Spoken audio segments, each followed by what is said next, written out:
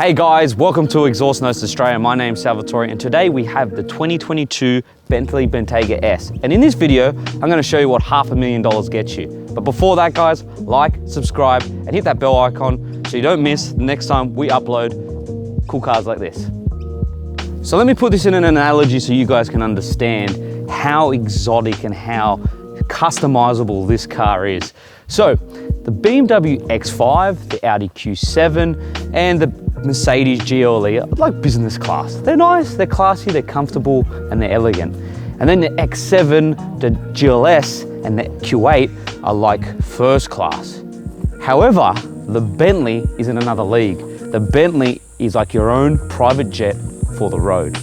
And that brings me on to its competitors, such as the Lamborghini Urus, the Rolls-Royce Cullinan, the Aston Martin DBX, and many other high-end luxury SUVs.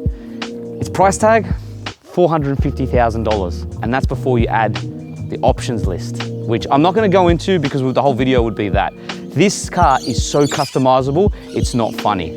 The car here that we've got today that we're testing is priced at $535,000 in this Dragon Red, which I think is absolutely stunning. So the thing that I love about Bentley the most, or any car at this price range, is how customizable the car is itself. Like what I'm saying is you can make your Bentley look the way you want it to look. So if you want it to look old school, you can choose a very under the radar color and something that's not in your face. Or you can do what this car is and option the black pack, the carbon black, the really aggressive Dragon Red paint and make it look like a sports SUV. So it's all subjective and that's what I like about it. So talking about the front end guys, this is the facelift version of the previous generation Bentley Bentayga, and I do like the way this looks. The previous generation or the pre-facelift was a bit hit and miss. The front end wasn't as bad, but the back was hideous. With this latest generation, they've fixed that, and I'll show you later in the video what I mean by that. But talking about the front guys, I do love these headlights. These headlights remind me that someone has just thrown Swarovski crystals inside of it. They're amazing. I just love the way they look. They just make this car look expensive. Coming to the grille, we've got this huge black grille. Now I do wish this was made out of like an aluminium. It is plastic, but nonetheless, it still looks nice. We've got a camera, front view camera embedded in that front grille, and I do like how they have moved all the safety equipment around the front of the car and spread it out so it's not just all in the front. So you've got the camera here, you've got your radars embedded where you'd usually get fog lamps, so it's a very, very good use of space. And then coming down here, we've got the night vision camera, which I think is a good way of just separating everything. And then also finishing off with a gloss black lip at the bottom. But let me know what you guys think in the comments, what you think of the front end. I think it looks really nice. And another thing I want to mention too guys is usually on most cars when you've got wipers, you have jets that shoot onto the windscreen, which make a mess and usually come inside the cabin when you have your window down. This has got 25 jets on each wiper to spray onto the windscreen, and it doesn't come inside or go anywhere. It stays there and it's heated so you can get a better clean on your windscreen. That is sheer class. My favorite part has to be this rear end, this quarter here. I just love these rear wheel arches. They just make the car look aggressive and just make it look massive, which it is. It's a behemoth, it's a big car. It weighs just under 2.5 tons, but doesn't feel like that, and you'll learn that later on in the video. But the black pack continues down the side. Nonetheless, we've got gloss black roof rails, surrounds around the window, privacy glass, gloss black mirrors, a gloss black B on the side here that looks like a air vent, which it's not, it's fake. Let Volkswagen do some fakery on this car, and if that's all it is, guys, it's not a bad thing after all. And we come down, we've got gloss black down here. The S is gloss black, and then we've got the optional 22-inch wheels, which I actually really like. I think they look like machetes. Let me know in the comments what you guys think, but I think in contrast with this paint and with the black pack and the carbon pack, it makes this car look really aggressive. And we've got huge brake calipers and rotors at the front.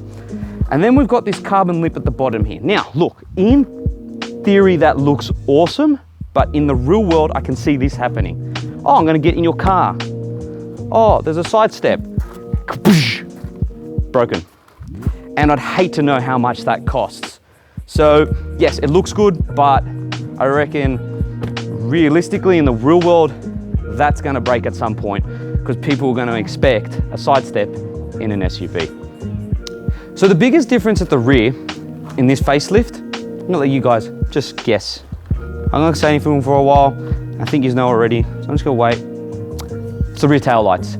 Thank God they got rid of those ugly square rectangular headlights and they've grabbed the Bentley Continental GT headlights and slapped them on this, and they look great. I love this, again, the crystal effect inside the headlights, and they do a little bit of a dance when you turn on the car, which is pretty cool.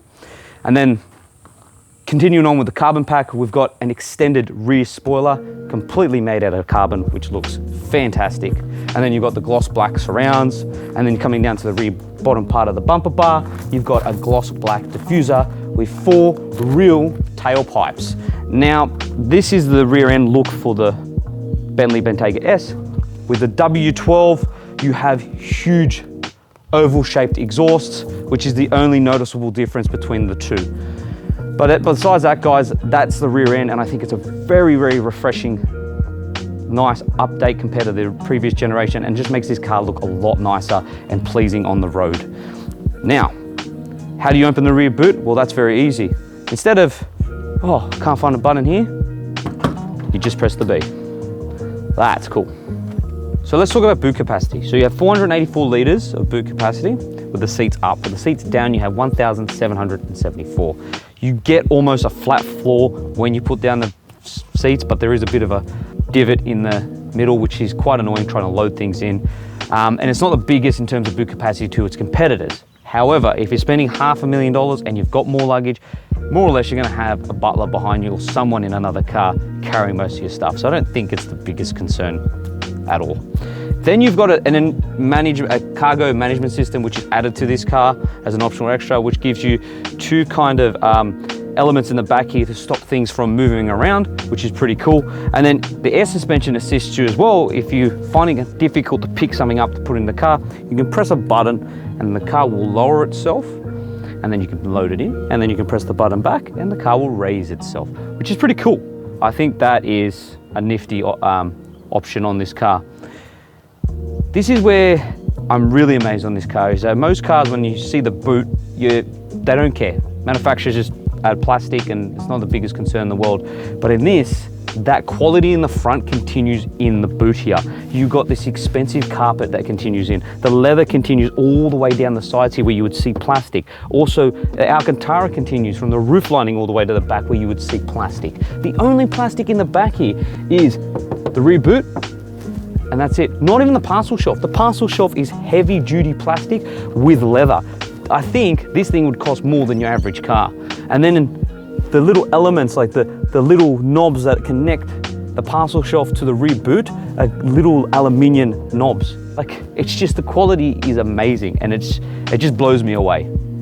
So let's address the elephant in the room, and that is that most of Volkswagen Group's cars are heavily based off each other. So the Q7 underpinnings, and in essence this 4-litre V8 twin turbo, is shared amongst not just this, but the Cayenne, the Lamborghini Urus, and most of Audi's RS models and even S models, this V8 in particular.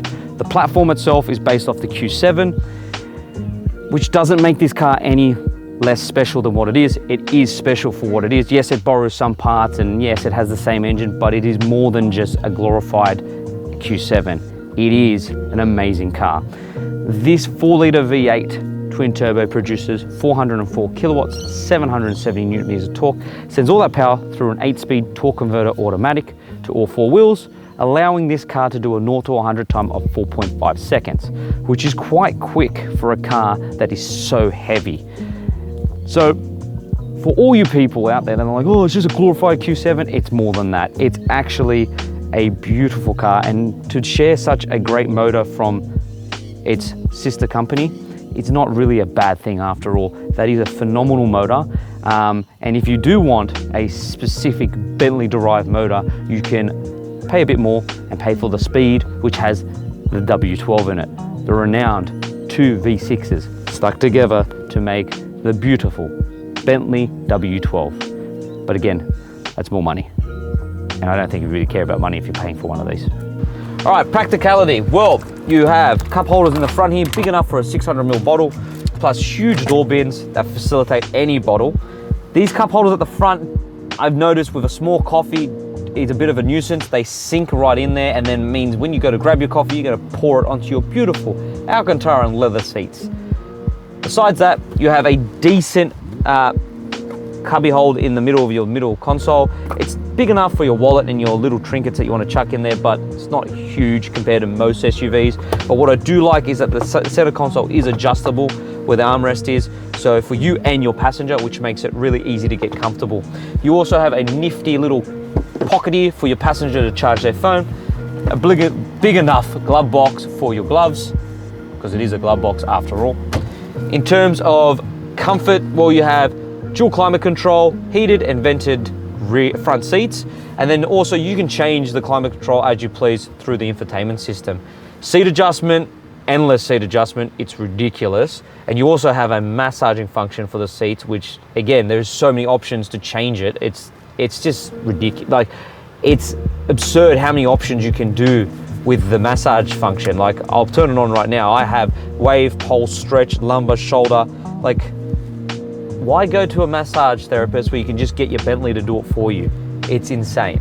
In terms of adjustment in the steering wheel, well, there's plenty. Again, it's electrically adjusted, so very easy, very nice. And the driving position's quite fantastic as well. It's very sporty, and I just like how it's positioned. Nothing feels out of whack at all. So where most manufacturers cheap out in the rear, Bentley doesn't do that.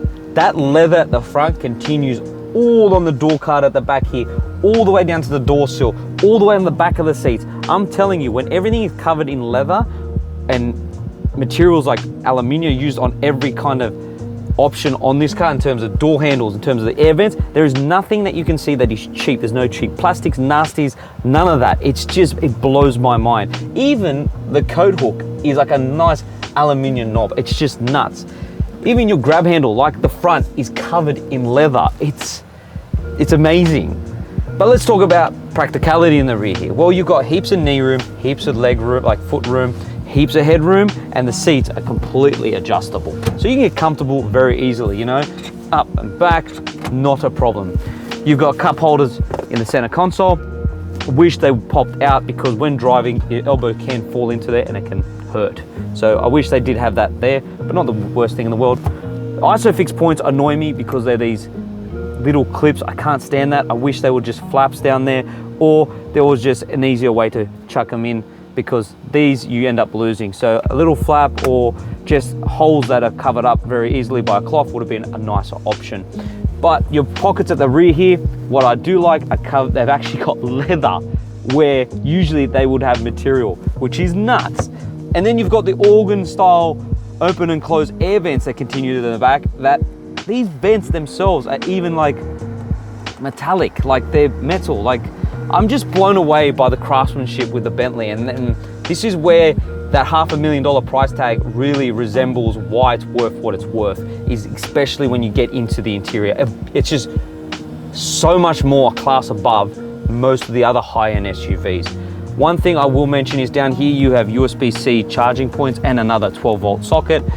But one thing to mention is, and not to forget, is this little tablet down here. So this little tablet does everything. It controls your rear climate control, which you get dual in the rear, which most cars you don't, because you have air vents in the door pillars. So with this little tablet, you can either use it down here by changing the radio, opening the roof, closing the blinds, and changing, like I said, your climate control, or even heating your seats. But if you don't want to bend over anymore, you can easily press a button, it pops out, and you can control everything while you sit in the back. And I think that is cool. And Bentley, I don't think you're getting that back. So, see ya. Just before we get set off, just look at this key. Look how expensive and high quality that key is. Key's probably worth more than a regular hot hatch. Besides that, let's go for a drive. So, let's leave the premises. So, thing to mention as well is the cameras on this are fantastic. I noticed the other night I was in a really tight car park and I used one of the buttons, which is called PTC, to help me maneuver through a very tight car park. You got to remember, this is a very, very big car. But with all the safety equipment and all the cameras, the 360-degree camera and the sensors front and rear, it really makes maneuvering such a big car really easy. In terms of safety options, so you do have lane keeping assist, radar cruise control, departure warning, and all the bells and whistles of normal safety systems. However, if you want guided cruise control, head-up display, and all the other high-end safety tech, you're in for a treat, because that's part of the touring pack, which costs $16,000. That's right, it's a $16,000 option, where on a $20,000 car, it's either standard or a $2,000 option. Bit absurd, right? Look, I cannot stop talking about the interior and how nice it is. Like, honestly, it's just such a nice place to be. I think it's the best, like I've said a million times, the best balance between old school and new school. I love that the clock is still here, so they're still keeping the clock on the dash. I love that. I love the fact that they've got a physical gear selector. Thank you, Bentley. Most car manufacturers are moving to swivel wheels or buttons, and I just hate it. It's yuck. So I like this. So I really like that a nice touch to old school Bentleys in the past to have a physical gear selector. You also have a swivel wheel located in the middle to control all your sport modes. I love these aluminium paddles behind the steering wheel. It's just not, when you're touching this steering wheel and then you're exposed to these aluminium paddles behind it, it's just awesome. It's just, love the feeling of that. Also, there's a 12-speaker sound system, guys, that I forgot to mention when talking about the infotainment system. I really don't think you need to spend the extra money for the more expensive sound system. This does it good enough. You don't need louder than that. And in terms of this V8, guys, the V8 is so quiet when it needs to be, but then raucous when you put it into sport mode. So we're currently in comfort mode, nice and silent. I can easily switch it into sport mode and make this car turn into a completely different animal, like right now. It just changes the car completely. I love it. So not to mention that the car does have air suspension, which does help in terms of ride comfort, and as well as allowing the car to be adjusted depending on what terrain you're on. So the car will rise when it needs to be going semi off-road, which I don't think you'd be taking a $500,000 car off-road, but it will go up, it will rise higher than its usual ride height, its standard ride height when it needs to be. And then when you put it in sport mode, it hunkers down onto the road so that you get a more lower ride and you get the center of gravity lower to the floor. So that is cool. So there's 3 adjustments in the air suspension. Oh, sorry, no, 4 adjustments, might I say, in the air suspension. But one of them, you cannot use it while driving. It's only to access the car, and that's its lowest setting. So really, there's only 3. Okay, it's time to launch it. We're in sport mode. Smash the brake, floor the throttle. Let's do this. So that's 0 to 100 in 4.5 seconds. Very fast. And I just used a lot of fuel. Talking about fuel, so fuel consumption, 13 liters per 100 Ks, 10 liters highway driving. What I'm doing now, 25. So that's not that great. It does have cylinder deactivation, which can help that. But like, you're not buying this car to be fuel efficient after all. Like, I don't think that's a concern when you're driving a $500,000 car. I don't think fuel prices even are part of your vocabulary. I think you don't really care about that. So in sport mode, like I said, the car corners nice and sharp and handles bends like it shouldn't, because a car this heavy shouldn't handle like it's on rails like it does. You don't feel for an instance that the car's gonna come out. It just is so direct in sport mode. However, when you do put it in comfort mode, car does roll a bit, but you can expect that because now everything is softer. The car's not going to handle as sharp and as direct, so it is expected. But it does roll a bit when you put the car in comfort mode.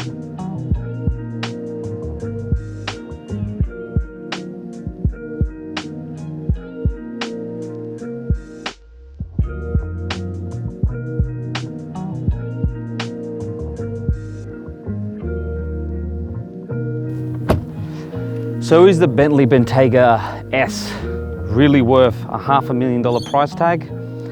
Well, if I had $500,000, I think this would be the SUV that I'd be purchasing.